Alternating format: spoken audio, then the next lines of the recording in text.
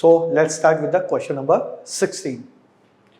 What will be the H plus ion concentration in aqueous solution having POH 8? So we have given POH equals to 8, okay, and we know that pH plus POH is 14. So from which we can say pH equals to 14 minus 8, that will be 6. Okay. So formula for pH is equals to minus log of concentration of H plus ion. Here the base of log pH is 10. Okay, now let's move to the option. Let's solve this question by the options. First value is saying 1 into 10 raised to power minus 8. It will be answer 8 when we put this value in the formula. Okay. Second answer, when we put this value into this formula, we will get answer 6. Okay. So this is our correct answer, option B. This question can be easily solved by the elimination method. Okay. Let's see the question number 17 now. Conjugate base for the S3PO4 is. So when we have to find the conjugate base for any substance, we have to remove H plus ion to find a conjugate base. And if we have to find the conjugate acid, then we have to the H plus ion. Okay. So it is a Bronsted-Lowry concept of the acids and bases. So from S3PO4, when I remove one H plus ion, it will result into H2PO4 minus 1. So let's see the options. Option A, option B. So the option B is the correct answer. Okay, now let's see the question number 18. Question is saying divalent negative ion of element X. Divalent negative ion, so the let's say X minus 2 is here, is isoelectronic with inert gas Y. Inert gas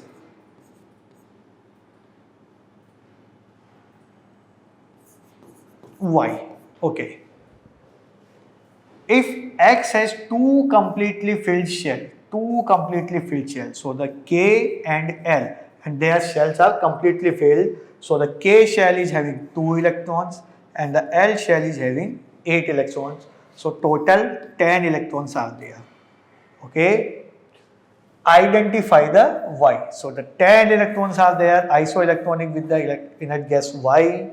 So atomic number of this inert gas is also 10. Atomic number 10 is, that is neon. So the option A is the correct answer, question number for the question number 18.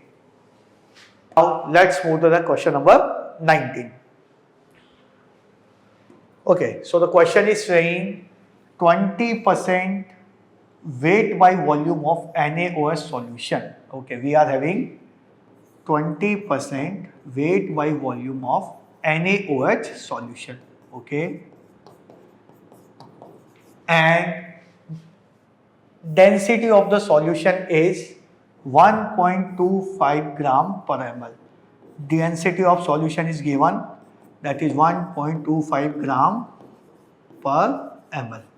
Okay, what will be the W by W percentage for this solution? Okay, so let's see, solve this question. See, density का formula क्या होता है? Density is mass upon volume. Here we are having the solution. So the density of the solution क्या हो जाएगा? Density of the solution is the mass of solution upon volume of the solution. Okay. What is the formula for W by V percentage? That is weight of solution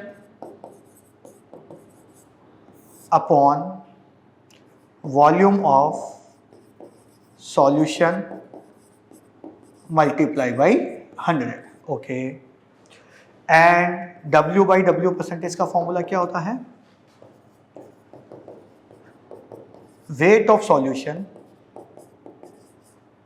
upon, sorry, weight of solute upon weight of solution multiplied by 100. Okay, so from this I can say mass of solution is density of solution multiplied by volume of solution. Okay, I can put this value here, weight of solution upon solute upon weight of solution, that is density of solution multiplied by volume of solution multiplied by 100. I can see it is the formula for what? Weight of solute upon weight of volume of solution multiplied by 100. It is the formula for W by V percentage. Okay, now I am changing the color. See, I can put this value here. So this will give me W by W percentage is equals to W by V percentage upon density of solution multiplied by 100. Okay, so now my question is clear. I am given this W by V percent, that is 20, density 1.25 into 100, and this will give me W by W percentage. Two zeros are here. If we cut this, 125, 4, 5, that would be the 16%. Our answer is option A, 16%. Now let's move to the question number 20. Out of the following metal, which can be obtained by electrolysis of molten solution of the salt? So for the metallurgy, we know that the high reactive metals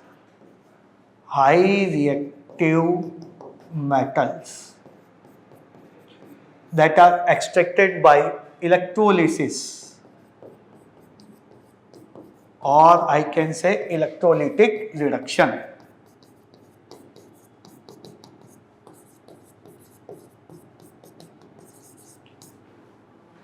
moderately reactive metals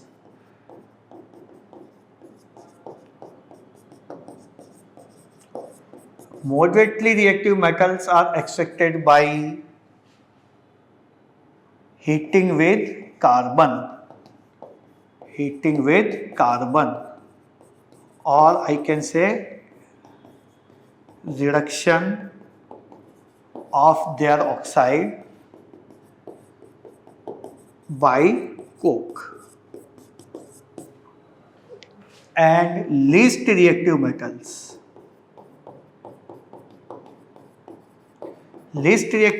are extracted by self reduction by heating. So these are the methods to extract the metals from their compounds. Okay, so let's move to the options. Ag, least reactive. Magnesium, highly reactive. Copper, least reactive.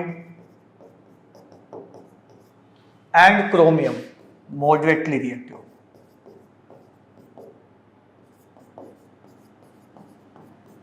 So the correct answer is B. I can obtain magnesium by electrolysis of their molten chlorides. Okay, now move to the question number 21. Which of the following metals is most reactive? Okay, so according to reactivity series, K, Na, Ca, Mg, Al, Zn, Fe, Sn, Pb, H, Cu, Hg, Ag, Au and Pt. K is most reactive and platinum is least reactive. And in this order, reactivity decreases. In this order, reactivity decreases. Okay, so we are asked about the most reactive metal. Okay, so first of all, tin. So the position of tin in the reactivity series is here. Okay, then magnesium. Magnesium is here. Then lead. This is lead. And potassium. This is potassium. So I can see potassium K. K is the highly reactive metal. Option D is the correct answer. Now let's move to the question number 21. Okay, mathematical value of 1 atmospheric pressure is, the option A is the correct answer, 1.01 into 10 raised to power 5 Newton per meter square, mathematical based, fact based question. Okay, let's move to the question number 23. What would be the value of the room temperature at 298 Kelvin on the Fahrenheit? Okay. So for the Fahrenheit, I have the formula. Degree F is equals to 9 by 5 into degrees Celsius plus 32. So first of all, I need to convert this Kelvin into Celsius. For that, I have Kelvin is equals to 273 plus degree Celsius. Okay, so 298 Kelvin is equals to 273 plus degree Celsius. So degree Celsius is simply 298 minus 273, that will give 5 and 2, 25 degree Celsius. Okay, so now let's put this Celsius value here. 9 by 5 into 25 plus 32. It will give 5, that is 45 plus 32. It will give 77 degree Fahrenheit. So the option B is the correct answer. Okay. Okay, let's move to the question number 24. An emulsion is a colloid system of emulsion. Emulsion is the colloid of liquid dispersed in liquid. Okay, emulsion में dispersion phase and dispersion medium both have the liquid, like milk, fats in water. Fats are liquid and water is also liquid. So option B is the correct answer. Okay, let's see the question number 25. Molecular mass of glucose is. So first of all, the chemical formula for glucose is C6H12O6.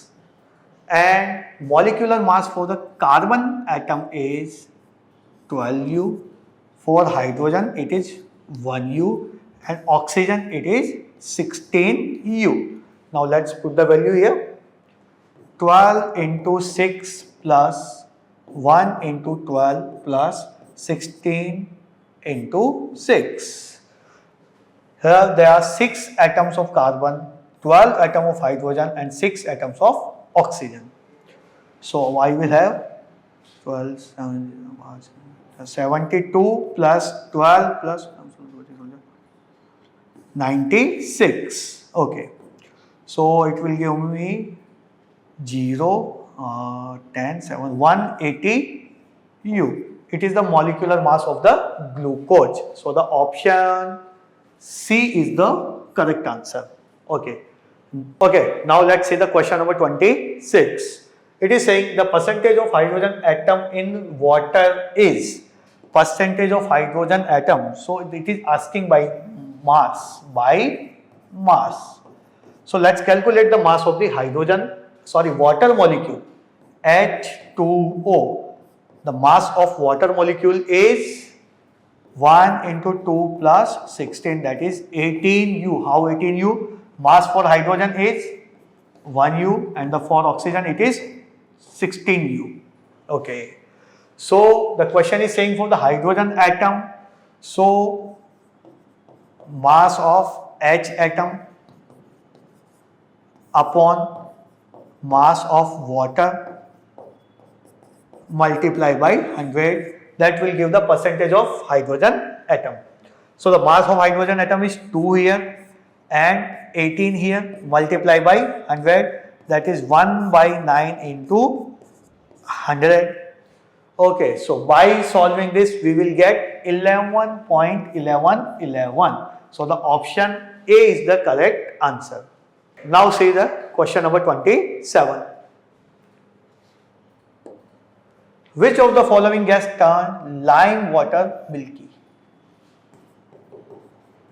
Lime water. Lime water is CaOH whole twice. CO2 gas turns lime water milky due to the formation of insoluble CaCO3, white color precipitate, and SO2 gas form CaSO3, calcium sulfite. So that is also insoluble in water and it is also in white color, and the CaCOH is also in white color. So both CO2 and SO2, these two gases turns lime water milky. So the option are hydrogen, no. CO2, yes. SO2, yes. So the option D, both B and C is the correct answer. Let's see the question number 28. There is the one reaction is giving and asking about the which one is oxidized and which one is reduced here. Okay, so let's consider about the Br2.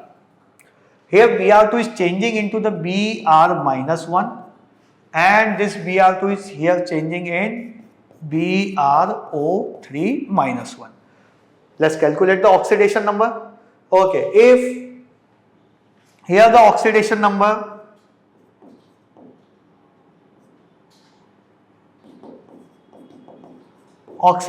for Br2 is 0 and here the oxidation number is -1. Okay, for here Br2 the again oxidation number is 0. Here let's say the oxidation number is X. Oxidation number for the oxygen is here -2. So there are 3 oxygens, so it will give 3 minus 2 and this value will be equal to -1 because for the ions the oxidation number is their charge. So X plus -6 is equals to -1. So the X is 5 here. So from 0 it changes to 5. Okay. So I can say bromine is reducing here and I can say bromine is oxidizing here. How I can say this? If oxidation number increases, that means substance is oxidized, and if oxidation number is decreases, then substance is reduced. So now let's check the option. Bromine is oxidized, yes, and the carbonate is reduced. See, carbonate is CO3-2 and here it is HCO3. Okay, so clearly from -2 it is changing into the CO3-1. Let's change the color for the carbonate. The charge of total carbonate ion is here -2, and if we consider here the charge for the SCO3 is in -1 due to now here H plus. So the oxidation number is here increases by +1. So the carbonate is reduces? No. So the option A is wrong. Bromine is oxidized as well as reduced? Yes. Bromine is reduced and the water is oxidized? No. Bromine is neither oxidized nor reduced? No. So the option B is the correct answer. Bromine is oxidized as well as the reduced, and the reaction where one substance itself get reduced and itself get oxidized is such type of redox reaction are known as disproportionation reactions. Okay, let's move to the question number 29. Sodium hydrogen carbonate when added to acetic acid evolve a gas. Which of the following statements are true about the gas evolve? Sodium hydrogen carbonate, commonly known as baking soda. Chemical formula for baking soda is NaHCO3. When added to acetic acid, that means vinegar, CS3COOH, evolve a gas. So when a metal carbonate or bicarbonate, metal carbonate or bicarbonate reacts with an acid, it forms salt,